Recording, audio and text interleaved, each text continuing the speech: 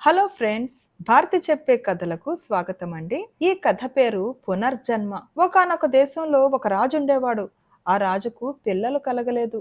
ఆయన ఒక వంక సంతాన వాంఛతో బాధపడుతుంటే ఆయన వద్ద కొలువు చేసేవారు, మహారాజా, తమ అనంతరం మమ్మల్ని పాలించేదెవరు? మీ కడుపున ఒక నలుసు కలగకపోతే మాకు ఏమిటి భవిష్యత్తు? అంటూ రాజును మరింతగా పీడించారు. దానితో రాజు మరింత బాధపడి, వికృతాకారమైనా పర్వాలేదు, నా బిడ్డ అంటూ ఒక్క నలుసు పుడితే నేనెంత సంతోషిస్తానో అన్నాడు. రాజు ఈ మాట అన్న తరువాత రాణి గర్భవతి అయ్యి సకాలంలో ఒక ఆడపిల్లను కన్నది. ఆ పిల్ల అందమైనదే, అన్ని లక్షణాలు కలిగినదే, అయితే కారు నలుపు. మహారాజుకు సంతోషము, దుఃఖము కూడా కలిగాయి. ఆయన రాణితో, ఇదేదో శాపం, ఏమైనా ఇది మన పిల్ల, అందులోనూ లేక లేక కలిగినది, దీనితోనే మనం సంతృప్తి పడాలి, దీనికే మనము అచ్చట్లు ముచ్చట్లు చేసుకోవాలి అన్నాడు. ఆయన తన కుమార్తె కోసం ఒక ప్రత్యేకమైన భవనం కట్టించి దాన్ని రాజోచితంగా అలంకరింపచేసి పిల్లను సాకటానికి అవసరమైన దాదులను నౌకర్లను ఏర్పాటు చేశాడు. తరువాత ఆయన తన రాజ్యంలోని పండితులను, జ్యోతిష్కులను, మంత్రవేత్తలను, జ్ఞానులను సమావేశపరిచి, నా కుమార్తెకు గర్భవాసానే ఏదో విచిత్రమైన దోషం సంక్రమించింది. ఇలాంటిది పూర్వం ఎక్కడైనా జరిగిందా? దీనికి విరుగుడు ఏమిటి? మేమీ బుద్ధి చాతుర్యం అంతా ఉపయోగించి ఈ పీడ విరగడయ్యే మార్గం ఆలోచించండి అన్నాడు. అందరూ తలా ఒక మాట చెప్పారు. జ్యోతిష్కులు గ్రహదోషం అన్నారు, మంత్రవేత్తలు దుష్ప్రయోగం అన్నారు, తత్వవేత్తలు ప్రారబ్ధం అన్నారు. గ్రహశాంతులు, మంత్రోచ్చాటనలు కొంచెం కూడా పని చేయలేదు. ఒక ముసలిది రాజుగారి దగ్గరికి పని పెట్టుకుని వచ్చి, బాబు, అమ్మాయికి 18వ ఏట ప్రాణగండం ఉన్నది.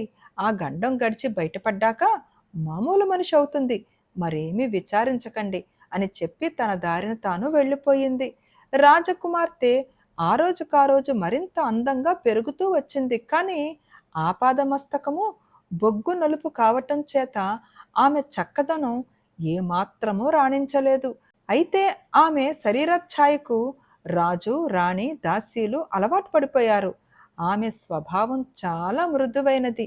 అందుచేత ఆమెను అందరూ ఎంతో ప్రేమతోనూ అభిమానంతోనూ చూసేవారు. ఇలా ఉండగా రాజకుమార్తెకు 17 ఏళ్లు నిండి 18వ ఏడు వచ్చింది. ఆమెకు పుట్టినరోజు పండుగ మహావైభవంగా చేశారు. అది జరిగిన మర్నాడే ఆమెకు విచిత్రమైన వ్యాధి ఏదో కలిగింది. ఆమె తన తండ్రిని పిలిచి, నాన్న, నేనింక బతకను, అయినా చచ్చిపోయాక నన్ను పాతేయవద్దు, ఒక పెట్టెలో పెట్టి మన వంశం వారి కోసం సమాధులు కట్టే ప్రత్యేక ఆవరణలో ఉంచి ఆ ఆవరణలో ఒకే ఒక సామాన్య సైనికుణ్ణి ప్రతి రాత్రి కాపలా ఉంచుతూ ఉండండి అని చెప్పి ప్రాణాలు విడిచింది. రాజకుమార్తె శవాన్ని ఒక పెట్టెలో ఉంచి మేళ తాళాలతో రాజ సమాధులుండే శ్మశానానికి తీసుకువెళ్లారు. ఆ పెట్టెను అక్కడ ఉన్న మండపాలలో ఒక దాని మీద ఉంచేశారు. శ్మశానంలో శవానికి కాపలా ఉండటానికి రాజకుమార్తె అడిగినది సామాన్య సైనికుణ్ణే అయినప్పటికీ రాజుగారు ఆ రాత్రి కాపలాకు తన అంగరక్షకులలోని ఒక యోధుణ్ణి పంపాడు. అతన్ని రాజభటులు శ్మశానం దాకా సాగనంపి తిరిగి వచ్చేశారు. ఆ యోధుడు ఆవరణ తలుపులు మూసి లోపల రాజకుమార్తె శవం ఉన్న మంటపం మెట్ల మీదనే కూర్చున్నాడు. సరిగ్గా అర్ధరాత్రి వేళ శవం ఉన్న పెట్టె యొక్క మూత దఢాలను తెరుచుకున్నది. రాజకుమార్తె అమాంతంగా యోధుడి పైన పడి గొంతు నులిమేసి వికృతంగా గోరీల మధ్య నృత్యం చేసి కేకలు పెట్టి కోడి కూసే వేళకు తన పెట్టెలోకి తిరిగి వెళ్ళిపోయింది. దీనిలోకి కారణమేమంటే ఆమెలో బేతాళుడు ప్రవేశించాడు. తెల్లవారినాక రాజభటులు వచ్చారు. శ్మశానంలోకి ప్రవేశిస్తూనే వాళ్ళు యోధుడి శవాన్ని చూశారు. ఈ వార్త విని రాజు కుంగిపోయాడు. అయినా 2వ రాత్రికి ఆయన మరొక యోధుణ్ణి కాపలాకు పంపాడు. వాడు కూడా బేతాళుడికి ఎర అయ్యాడు. రాజు మంత్రులతో సమాలోచన జరిపాడు. పుట్టిన నాటి నుంచి రాజకుమార్తెను ఏదో ఆవహించి ఉన్నది. అది ఏ బ్రహ్మరాక్షసి గాని అయి ఉంటుంది. చనిపోయినాక ఆమెను దహనం చెయ్యటమో పూడ్చిపెట్టడమో చేసినట్టయితే ఆ ప్రమాదం కలిగేది కాదు. ఇప్పటికైనా మించిపోలేదు. అన్నారు మంత్రులు. రాజుకు ఈ ఆలోచన నచ్చలేదు. తన కుమార్తె ఆఖరి క్షణంలో కోరిన కోరిక నెరవేర్చకుండా ఉండటం ఆయనకు సాధ్యం కాలేదు. ఆయన తన సేనా నాయకుణ్ణి పిలిచి, ధైర్య సాహసాలు గల సైనికులను ఏరి నా వద్దకు పంపండి అన్నాడు. 10 మంది సైనికులు రాజుగారి వద్దకు వచ్చారు. ఆయన వారితో, మీలో ఎవరు ఈ రాత్రికి శ్మశానంలో కాపలా కాస్తారు? ఇది మామూలు కాపలా కాదు, ప్రాణాపాయకరమైనది. ప్రాణాలు దక్కించుకోగలిగిన సైనికుడికి అర్ధరాజ్యమైనా ఇస్తాను అన్నాడు. ఆ సైనికులలో కైరభుడు అనేవాడు, మహారాజా, నన్ను కాపలాకు పంపండి అన్నాడు. ఈ కైరభుడు పరమ సాహసి, జీవితం మీద రోత కలవాడు. యుద్ధానికి పంపితే యుక్తి నేర్పరితనము పాటించకుండా శత్రువులపైకి లంఘించి మొండిగా ఊచకోత కోసేవాడు. ఎన్నోసార్లు వాడు తన ప్రాణం మీదకి తెచ్చుకుని ఆయుర్దాయం ఉండటం చేతనే ప్రాణాలతో బయటపడ్డాడు. నిత్య జీవితంలో కూడా వాడు ఇలాగే ప్రవర్తించేవాడు. వాడికి జోదం అంటే ఇష్టం, కానీ తన దగ్గర ఉన్నదంతా ఒక్కసారే పణంగా పెట్టి క్షణంలో పోగొట్టుకునేవాడు. అందుచేత వాడికి జీవితంలో ఆనందం లేదు. జూతగాడి మనస్తత్వంతోనే కాపలాకు ఒప్పుకున్నాడు. వస్తే అర్ధరాజ్యం వస్తుంది, పోతే ప్రాణం పోతుంది. 3వ నాటి రాత్రి రాజభటులు కైరభుణ్ణి శ్మశానం దాకా తీసుకుపోయి వెనక్కు వెళ్ళిపోయారు. నిర్జనమైన ప్రదేశం, కటిక చీకటి, రాజకుమార్తె శవంలో ఏదో భూతం. ఇవన్నీ తలుచుకుంటేనే కైరభుడికి జన్మలో మొదటిసారిగా భయం పట్టుకున్నది. శత్రువులతో పోరాడటం వేరు, వాళ్ళు మనుషులు. బ్రహ్మరాక్షసుతో ఎట్లా పోట్లాడటం? కైరభుడు తిన్నగా ఇంటికి పోవటానికి నిశ్చయించాడు. శ్మశానంలో కాపలా కాయలేదంటే రాజుగారు రేపు తన తల తీసేయవచ్చు, మరొక శిక్షతో పోనీయవచ్చు. కానీ కాపలా కాస్తే ఒక అర్ధరాత్రి వేళ తన చావు తథ్యం. ఇలా అనుకుని కైరభుడు శ్మశాన ద్వారం నుంచి వెనక్కి తిరిగి 4 అడుగులు వేసేసరికి అతనికి దారికి అడ్డంగా ఒక తెల్లని ఆకారం కనిపించింది. తెల్లటి బట్టలు, తెల్లటి పొడవైన గడ్డము కలిగి ఎవరో మునిలాగున్నాడు. వెళ్ళిపోతున్నావే నాయనా అన్నాడా ముని. చావటం ఇష్టం లేక అన్నాడు కైరభుడు. వెర్రివాడా, నువ్వు చావవు, నేను చెప్పినట్టు చెయ్యి. ఈ విభూది తీసుకో. అర్ధరాత్రి అయ్యే సమయానికి రాజకుమార్తె శవం ఉన్న పెట్టె పక్కనే దాని మూత తెరుచుకునే వైపుగా పడుకో. రాజకుమార్తె పెట్టెలో నుంచి పైకి వస్తూ నిన్ను చూడలేదు. ఆమె నీ కోసం శ్మశానం అంతటా వెతుకుతుంది. ఈ లోపుగా నీవు ఆ పెట్టెలో ఈ విభూతి చల్లి అందులో పడుకో. రాజకుమార్తె పెట్టె వద్దకు తిరిగి వచ్చి నిన్ను బయటికి రమ్మంటుంది. నువ్వు మాత్రం కదలకు. ఆమె పలకరిస్తే పలకకు. ఆ పలకరించేది బేతాళుడు. బేతాళుడు ఆమెను వదిలి వెళ్ళినట్టు రూఢి అయ్యేదాకా నువ్వు కదలకు, పలకకు. పెట్టెలో నుంచి పైకి రాకు. తొలికోడి కూసినాక నీకు బేతాళుడు భయం ఉండదు. వెళ్ళు, వెళ్ళి కాపలా కాయి అంటూ ఆ ముని కైరభుడి చేతిలో ఎంత విభూతి పెట్టాడు. కైరభుడికి పోయిన ధైర్యం తిరిగి వచ్చింది. అతడు నిశ్చింతగా పాటలు పాడుకుంటూ చాలాసేపు శ్మశానం అంతటా తిరిగాడు. ఆకాశాన నక్షత్రాలు అర్ధరాత్రి కావస్తుందని సూచించగానే అతను మండపం మీదకు వెళ్ళి శవం ఉన్న పెట్టె పక్కనే పడుకున్నాడు. సరిగ్గా అర్ధరాత్రి వేళ పెట్టె దడాల్న తెరుచుకుంది. రాజకుమార్తె తుఫాను వేగంతో పెట్టి నుంచి పైకి వచ్చి మండపం మీది నుంచి కిందకి ఒక్క దూకు దూకి కాపలావాడి కోసం అంతటా వెతకసాగింది. మామూలుగా ఎంతో సౌమ్యంగా ఉండే ఆమె ముఖం భయంకరంగా ఉన్నది.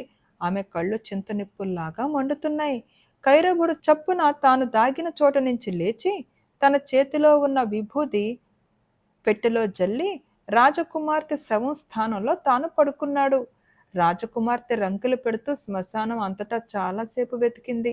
మధ్య మధ్య ఆకలి, ఆకలి అని కేకలు పెట్టింది. ఎక్కడున్నావు?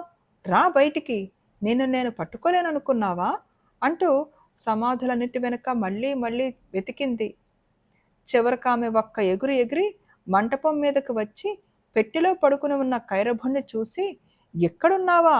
రా యువతలకి, ఇది నా ఇల్లు అన్నది. ఆమె కంఠధ్వని కర్కశంగా ఉన్నది. కైరభుడు కదలలేదు, మెదలలేదు. రాజకుమార్తె అతనిని ఎన్నో ప్రశ్నలు వేసింది. ఒక్కదానికి అతడు జవాబు చెప్పలేదు.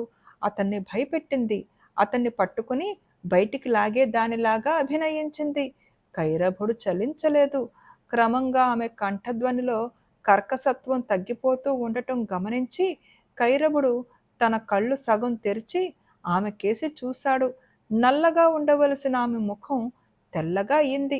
ఆమె మెడమీది నలుపు రంగు విరుగుతూ ఉండటం అతనికి కనిపించి పట్టరాని ఆనందం కలిగింది. అయినప్పటికీ అతన్ని ఎలాగైనా మాట్లాడించడానికి ఆమె ఇంకా ప్రయత్నిస్తూనే ఉంది. ఆ ప్రయత్నం చేస్తున్నది ఓడిపోతున్న బేతాళుడని కైరభుడు గ్రహించాడు. ఆమె కంఠస్వరం క్రమంగా శ్రావ్యంగా మారడం కూడా గమనించాడు. తొలికోడు కూసిన దాకా అతను ఆ పెట్టెలో కళ్ళు మూసుకుని పడుకున్నాడు. కోడి కూత వింటూనే అతను కళ్ళు తెరిచాడు. రాజకుమార్తె నిలువున పాలరాతి బొమ్మలాగా తయారై ఉన్నది. ఆమె వంగి అతన్ని చెయ్యి పట్టుకుని పైకి లాగుతూ, నన్ను కాపాడావు, ఇంకలే అన్నది ఎంతో ప్రేమగా. తెల్లవారి రాజభటులు వచ్చేసరికి కైరభుడు, రాజకుమార్తె మంటపం మెట్ల మీద కూర్చుని కబుర్లు చెప్పుకుంటూ కనిపించారు. కైరభుడు ప్రాణాలతో ఉండటం కన్నా కూడా రాజకుమార్తె బతికి ఉండటము, ఆమె శరీరం నలుపు విరిగి తెల్లగా ఉండటము వారిని ఎక్కువ ఆశ్చర్యపరిచింది. రాజుగారు ఆయన అనుచరులు పొందిన ఆనందానికి హద్దే లేదు. రాజుగారు సభలో కైరభుణ్ణి ఉగ్గడిస్తూ, ఇతనికి కాపలా కాసినందుకే అర్ధరాజ్యం ఇస్తానన్నాను. నా కుమార్తెకు శాప విముక్తి కలిగించి ప్రాణదానం కూడా చేశాడు. అందుచేత ఇతన్ని ఎలా బహూకరించాలని మీరు సలహా ఇస్తారు అని అడిగాడు. సాధారణ సైనికుడు అర్ధరాజ్యం తీసుకుని ఏలడానికి కూడా అర్హుడు కాడు. అతని శక్తికి తగినట్టుగా బహూకరించండి చాలు అని మంత్రులు మొదలైన వాళ్ళు సలహా ఇచ్చారు. చాటున ఉండి ఈ చర్చ వింటున్న రాజకుమార్తె సభలోకి వచ్చి, మీరు చాలా పొరబడుతున్నారు. నన్ను బేతాళుడి నుండి కాపాడిన అతని శక్తి మీకన్నా నాకు బాగా తెలుసు. నేను అతన్ని పెళ్లాడబోతున్నాను. నన్ను అతనికిచ్చి పెళ్లి చేసి రాజ్యమంతా ఇవ్వండి. అదే అతనికి సరైన బహుమానం అన్నది. రాజకుమార్తె అలా నిండు సభలో అన్నాక ఆమెకు ఎదురాడే శక్తి ఎవరికీ లేకపోయింది. తన కుమార్తె కోసం ఏమి చేయటానికన్నా సిద్ధంగా ఉన్న రాజు కైరభుడికి తన కుమార్తెనిచ్చి పెళ్లి చేసి రాజ్యాభిషేకం కూడా చేశాడు. బేతాళుడు ఈ కథ చెప్పి, రాజా, రాజకుమార్తె తన స్థాయిని మరిచిపోయి ఒక సామాన్య సైనికుణ్ణి ఎలా ప్రేమించింది? తనను బేతాళుడి నుండి కాపాడాడు అన్న కృతజ్ఞత వలన, లేక అతని ధైర్యానికి మెచ్చుకున్నా? ఈ నా సందేహాలకు సమాధానం తెలిసి కూడా చెప్పకపోయావో నీ తల పగిలిపోతుందని అన్నాడు. దానికి విక్రమార్కుడు, రాజకుమార్తెకు కైరభుడి ధైర్యం చూసి ఆనందం కలిగి ఉండవచ్చు, తనను కాపాడాడని కృతజ్ఞత కూడా ఉండవచ్చు, కానీ ఆమె అతన్ని ప్రేమించడానికి వేరే కారణం ఉన్నది. రాజకుమార్తెగానే ఉన్నట్టయితే ఆమెకు కైరభుణ్ణి ప్రేమించాలన్న ఆలోచన కలిగేది కాదు. కానీ ఆమె రాజకుమార్తెగా చనిపోయి తిరిగి పునర్జన్మ ఎత్తింది. ఈ కొత్త జన్మలో ఆమెకు ఆప్తుడు కైరభుడు. జన్మతో ఏర్పడే సంబంధాలను ఎవరో విమర్శించరు. తల్లిదండ్రులను పిల్లలు, పిల్లలను తల్లిదండ్రులు మనస్ఫూర్తిగా ఆమోదిస్తారు. ఇందుకు రాజే తార్కాణం. లేక లేక కలిగిన కుమార్తె కారు నలుపైన ఆయన ఆమోదించి ఆమె కోసం ఎంతో ప్రయాసపడ్డాడు. అలాగే రాజకుమార్తె కూడా పునర్జన్మ ద్వారా లభించిన కైరభుణ్ణి ఆమోదించింది. ఆమె యుక్త వయస్కురాలై ఉండటాన ఆమెకు అతనిపై కలిగిన మమకారం ప్రేమగా రూపొందింది అని అన్నాడు. రాజుకు ఈ విధంగా మౌనభంగం కలగగానే బేతాళుడు శవంతో సహా మాయమై తిరిగి చెట్టెక్కాడు. ఫ్రెండ్స్, ఈ కథ నచ్చిందా అండి? కథ నచ్చితే తప్పకుండా లైక్ చేయండి, షేర్ చేయండి, అండ్ ప్లీజ్ కామెంట్ కూడా పెట్టండి. And thank you.